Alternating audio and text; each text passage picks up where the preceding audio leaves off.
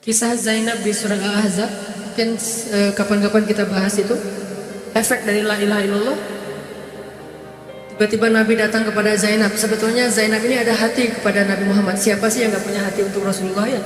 Semua cewek juga pasti mengidam-idamkan pengen jadi istri Nabi. Karena otomatis istri Nabi itu adalah dijamin surga. Siapa yang gak pengen jadi istri Nabi? Di surga nanti punya rumah, satu rumah dengan Nabi, kan keren banget. Kita bisa jadi tetangga Nabi aja di surga udah keren banget, apalagi serumah dengan Nabi. Semua cewek juga pengen jadi istri Nabi, termasuk Zainab, dan itu hal yang wajar. Pas Nabi datang ke rumah Zainab, Zainab udah kegeeran. Nabi bilang kepada keluarga Zainab, saya ingin melamar Zainab. Zainab udah bahagia. Untuk Zaid, untuk Zaid, bukan untuk Rasulullah. Zaid, siapa Zaid? Anak angkatnya Nabi Muhammad SAW, bekas budak. Mirip-mirip dengan Julaibib. Julaibib itu edisi Madinah, Zaid itu edisi Mekah. Ada dua cowok jomblo yang sama-sama pernah diuji dengan masalah jodoh. Zaid edisi Makkiyah, Julaibib edisi Madaniyah. Dua-duanya jomblo, dua-duanya orang biasa, gak punya daya tarik, followersnya gak ada, nol. Bukan selebgram sama sekali. Kata Rasulullah, aku melamar Zainab untuk putraku Zaid bin Harithah, anak angkatnya Nabi. Zainab menjawab, apa? Ya Rasulullah, saya gak cinta sama Zaid. Jawaban yang sangat wajar kan? Dan jawaban yang paling sering kita dengar sekarang kan? Maaf ya, aku gak ada perasaan, kita jadi adik kakak aja. Itu kan standar ya? Standar banget lah kayak gitu-gitu. Maaf ya, kita jadi temenan aja. Maaf ya, aku gak ada perasaan apa-apa selama ini. Maaf ya, dan segala macam. Dengan bahasa-bahasa halus tapi nolak intinya. Kenapa gak bilang aja, udah gak usah kesini lagi? Kan jelas sih. Ini dengan bahasa, ya Rasulullah, aku tidak cinta kepada Zaid. Karena cinta juga pertimbangan yang penting. Dan Nabi juga tidak mengizinkan kita menikahkan putri kita dengan seseorang yang putri kita tidak berkenan dengannya. Tetap harus ditanya, ya Rasulullah, saya tidak cinta dengan Zaid. Turun ayat, katakan kepada orang-orang yang beriman, laki-laki dan perempuan, kalau Allah sudah memerintahkan sesuatu, tidak ada kalimat yang keluar dari lisan mereka kecuali sami'na wa ata'na. Nabi bacakan ayat ini kepada Zainab. Zainab mendengar, ya Rasulullah, Allah yang menyuruh ini. Ya kata Rasulullah, sami'na wa ata'na. Kebayang gak tuh? Efek dari apa? La ilaha illallah. Jadi la ilaha illallah itu bukan cuma kalimat zikir, bukan cuma kalimat doktrin ideologi, bukan cuma masalah teologi secara teoritis, bukan. Ini dampaknya kepada akhlak, dampaknya kepada ibadah, dampaknya kepada banyak pilihan hidup dari la ilaha illallah. Orang kalau nggak baik la ilaha illallah pasti susah memilih pilihan-pilihan dalam hidupnya. Kalau tidak baik la ilaha illallah pasti susah untuk berperangai, sabar, memaafkan. Itu semuanya ada hubungannya dengan la ilaha illallah. Sama kayak Abu Bakar, ketika dia sakit hati kepada orang yang memfitnah anaknya, dia cari tahu siapa orang yang pertama menyebar hoax tentang Aisyah. Ketahuan, dilaporin, diperkarakan sama Abu Bakar. Tiba-tiba turun ayat dari Allah, janganlah orang yang memiliki kelebihan harta di antara kalian bersumpah untuk tidak lagi membantu saudaranya gara-gara sakit hati. Hendaklah dia berlapang dada dan memaafkan. Itu perintah Allah, berlapang dada dan memaafkan. Terus konsekuensinya apa? Balasan janji Allah apa? Ala tuhibbuna ayyafirallahu lakum? Tidakkah kamu suka jika Allah memaafkan juga kesalahan-kesalahan kamu? Jadi deal-dealannya dengan Allah, bukan dengan makhluk. Enak aja saya maafin dia, untung dia rugi di saya. Enggak. Kalau kita transaksinya dengan makhluk, kita rugi. Tapi kalau kita transaksinya dengan Allah, kita untung. Libatkan Allah dalam urusan kita. Dan ini gak mungkin kita lakukan kalau gak baik. La ilaha illallah. Allah nawarin kepada Abu Bakar, ala tuhibbuna ayyafirallahu lakum? Tadinya Abu Bakar kesel banget sama tuh cowok. Terus turun ayat ini, wal ya'fu wal yasfahu, hendaklah dia memaafkan dan berlapang dada. Abu Bakar berat. Tiba-tiba Allah katakan, ala tuhibbuna ayyafirallahu lakum? Bala ya Rabb. Kata Abu Bakar, tentu ya Allah, kalau gitu saya akan maafkan demi supaya Allah memaafkan kesalahan saya. La ilaha illallah. Zainab, sami'na wa ata'na. Ya udah, saya terima Zaid ya Rasulullah. Alhamdulillah. Datang Nabi ke Zaid, Zaid mau nggak nikah sama Zainab? Sebetulnya mau banget, tapi nggak pede. Zaid takut Zainab nanti jadi terpaksa menikah dengan Zaid, jadi nggak nyaman. Zaid juga nggak mau menyulitkan Zainab. Ya Rasulullah, saya nggak pantas untuk Zainab. Kata Zaid. Dibacakan lagi ayat ini. Ya Zaid, ini perintah Allah. Oh gitu ya Rasulullah. Sami'na wa ata'na. Buat Zaid sih gampang loh ya. Udah ada legalisasi ini dari Allah. Kalau gitu, ini bukan saya yang Rasulullah yang mau ya, Allah kan yang nyuruh. Ya saya mah nggak mau, kamu maksa gitu ya. Tapi kalau Allah yang mau yang nyuruh, ya udah apalagi saya nggak punya pilihan dong gitu. Padahal Zainab siapa sih yang nggak mau cowok sama Zainab? Nikahlah Zainab dengan Zaid, dan yang menjadi semacam khutbah nikahnya adalah Rasulullah Sallallahu Alaihi Wasallam. Kebayang nggak Zainab tuh punya hati ke Rasul, tapi Rasul yang mengkhutbahi nikah Zainab dengan orang yang Zainab nggak cintai. Kebayang nggak perasaan Zainab tuh? Ketika akad nikah, Nabi jadi saksi. Saya terima kata Zaid nikahnya Zainab binti Jahsy dan segala macam. Zainab kebayang nggak ada Nabi di situ? Lalu setelah selesai akad nikah ditanya kepada Nabi, sah ya Rasulullah? Sah. Dan Nabi juga nggak mau mempersulit. Nggak sah. Kenapa? Harusnya sama saya. Nggak. Nabi orangnya fair. Nabi orangnya bijaksana, orangnya dewasa, nggak kayak kita.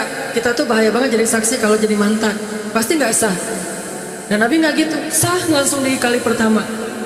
Kebayang Nabi memberi nasihat kepada Zainab, nasihat kepada Zaid. Zainab, aduh kenapa bukan Nabi, kenapa Zaid? Tapi apa? La ilaha illallah. Allah nggak nyuruh sesuatu kecuali ada kebaikan di dalamnya. Percaya banget. Itu la ilaha illallah. Udah percaya banget. Zainab yakin, ini perintah Allah, ya sudah saya lakukan.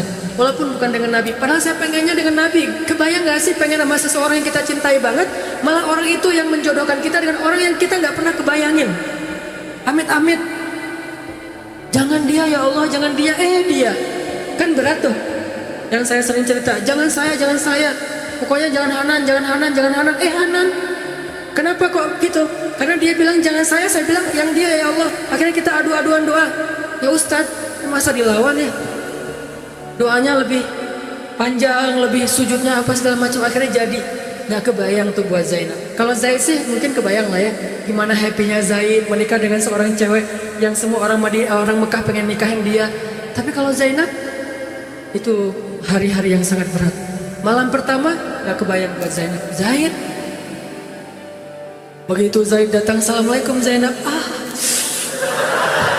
Gimana tuh? Ini kalau kita lihat dari angle manusia ya, karena Zainab juga manusia. Tapi semua emosional subjektif manusia redam dengan iman la ilaha illallah. Harapannya cuma satu, pasti ada kebaikan di sini. Pasti ada kebaikan di sini. Walaupun nggak kebayang kebaikannya apa, pokoknya ada aja. La ilaha illallah. Nikah Zainab sama Zaid, cekcok selama 1 tahun, nggak pernah akur. Pulang kerja rame, berangkat kerja rame, pagi rame, sore rame, nggak cocok aja tuh Zainab sama Zaid. Berkali-kali datang berdua sama ke Rasulullah, ya Rasulullah nasihati kami, udah dinasihati pulang rame lagi, di mobil aja berdua rame, macet apa segala, ya udah nikmati aja rame gara-gara macet, terus aja kayak gitu. Pokoknya selama 1 tahun mereka sering percekcokan rumah tangga. Jadi kalau kita ngelihat ada keluarga yang mungkin baru menikah kemudian bercerai, jangan menjudge mereka. Karena menikah itu ibadah, perintah Allah. Itu lebih baik daripada tidak menikah tetapi sudah melakukan banyak perbuatan dosa. Walaupun akhirnya nauzubillah ada hal-hal di luar dugaan, maka la'allahu khair, mudah-mudahan ada kebaikan. Mereka berani menikah muda aja, kita harus acungkan jempol. Mereka berani menikah muda aja, kita harus respect. Kan saya sering bilang no judgment, respect to other kan. Berani mengambil keputusan menikah muda, baru berhijrah udah langsung menikah, itu bukti dari iman. Kenapa kita menjudge seolah-olah kita lebih baik dari dia? Emangnya kita berani melakukan hal yang mereka lakukan? Gak berani buktinya. Berarti dia lebih baik daripada kita. Walaupun kesudahannya, kalau mereka bercerai setelah menikah baru beberapa lama, ada yang lebih soleh dari mereka juga bercerai baru 1 tahun menikah. Zainab dengan Zaid, dua-duanya dijamin surga. Dua-duanya dijamin surga. Pernikahan mereka cuma bertahan 1 tahun. 1 tahun kemudian, Zaid datang kepada Rasulullah. Zaid bilang, ya Rasulullah, kayaknya udah gak bisa dipertahankan hubungan saya dengan Zainab. Zaid, sabar. Rasul ketika Zaid mau datang sebetulnya udah dapat bocoran dari Allah. Allah udah ngejapri Rasulullah dalam bentuk ilham. Japrian Allah kan ilham ya. Japrian kita kan WA, itu juga habis kuota gak kebaca-baca. Kalau japrian Allah ke Rasul ilham. Ilhamnya apa? Kalau nanti Zaid datang, nanti baca di surat Al-Ahzab. Kalau nanti Zaid datang kepadamu meminta nasihat tentang Zainab, bilang kepada Zaid, ceraikan istrimu. Kalau udah diceraikan, nanti kamu nikahi Zainab. Ini perintahnya juga berat buat Nabi nih. Kebayang gak sih anak angkat kesayangan Nabi yang selama ini baik banget sama Nabi, tiba-tiba dia punya masalah dengan istrinya, disuruh cerain dengan niat kalau udah cerai nanti dia yang nikahin. Kan gak kebayang tuh buat Nabi. Ditambah lagi Nabi itu orangnya ra'fa banget, sangat gak enakan. Kita aja gak tega kayak gitu. Emang ada yang tega kayak gitu? Gak tega kan? Zainab mantan kita sih. Sekarang cowok itu datang ke kita, suaminya Zainab, Ustaz, gimana nih Zainab, perlu saya pertahankan? Emang kalian dari awal udah gak cocok, cerai aja deh. Kenapa? Bentar lagi gue mau nikahin Zainab. Gak kebayang kan? Kok Ustaz ngomong kayak gitu? Dapat ilham. Berat kan? Nabi itu kayak gitu loh, kondisi emosional beliau yang zulzilu, terguncang. Gimana nih caranya? Saya nggak enak banget, nggak tega banget sama Zaid. Kebayang wajah Zaid polos gitu. Ya Rasul gimana nih? Aduh, mau dibilangin ceraikan aja nggak tega, mau dibilang pertahan tapi Nabi bilang suruh cerai, Allah suruh ceraikan. Akhirnya Nabi memilih emosionalnya, bukan perintah Allah. Wahai Zaid, tahan istrimu, jangan ceraikan. Bahkan kata Allah suruh ceraikan. Lihat baratnya Nabi waktu itu. Akhirnya Zaid pulang, gitu ya Rasul. Ya pulanglah Zaid. Nabi nggak enak banget sama Allah. Terus akhirnya Zaid sampai ke rumah. Namanya Allah yang nyuruh kan nggak bisa dirubah ya. Kun fayakun. Cerai juga tuh, walaupun Nabi bilang suruh bertahan. Allah marah kepada Nabi. Kata Allah, kamu merasa gak enak kepada manusia, tapi kamu merasa enak kepada saya. Diadu oleh Allah tuh, coba emosional.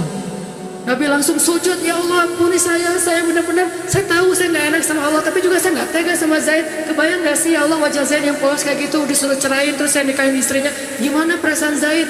Wahai Muhammad, kamu merasa gak enak kepada manusia, tapi enak kepada saya Muhammad. Astagfirullah ya Allah, minta ampun Nabi semalaman.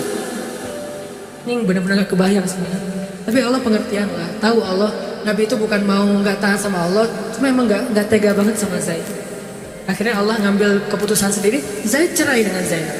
Setelah selesai masa iddah Zainab, Allah katakan Muhammad sekarang datang kepada Zainab, lamar Zainab. Dengan berat hati Nabi tok pelan gitu, berharap gak dibukain pintu. Langsung udah ditunggu ternyata sama Zainab, eng gitu, bukain pintu. Pas Nabi datang, Assalamualaikum, Waalaikumsalam gitu. Zainab udah punya firasat. Nabi mengatakan, Zainab ada perintah dari Allah. Apa ya Rasulullah? Sami'na wa ata'na. Belum juga dikasih tahu. Sami'na. Allah menyuruh saya untuk melamar kamu Zainab. Untuk siapa ya Rasulullah? Curiga kan? Jangan-jangan orang lain lagi nih. Untuk siapa ya Rasulullah? Untuk saya. Masya Allah gitu. Cuman Zainab kan gengsi gitu lah. Masa cewek harus teriak-teriak gitu kan ya? Oh gitu. Padahal masuk ke dalam kamar, wah gitu ya, gigit jari apa, gaya-gaya cewek lah ya. Oh gitu. Ntar ya saya pikir-pikir dulu, saya istiqoroh dulu. Nabi diistiqorohin, udah diterima, sami'na wa ata'na. Dan inilah khair, kebaikan yang diharapkan oleh Zainab. Walaupun gak pernah terbayang, gak mungkin dong Zainab berpikir akan cerai setelah setahun kan. Tapi dia hanya yakin Allah tuh gak mungkin nyuruh sesuatu yang gak ada kebaikannya buat kita. Gak mungkin, mustahil. Karena Allah gak pernah zalim kepada hambanya.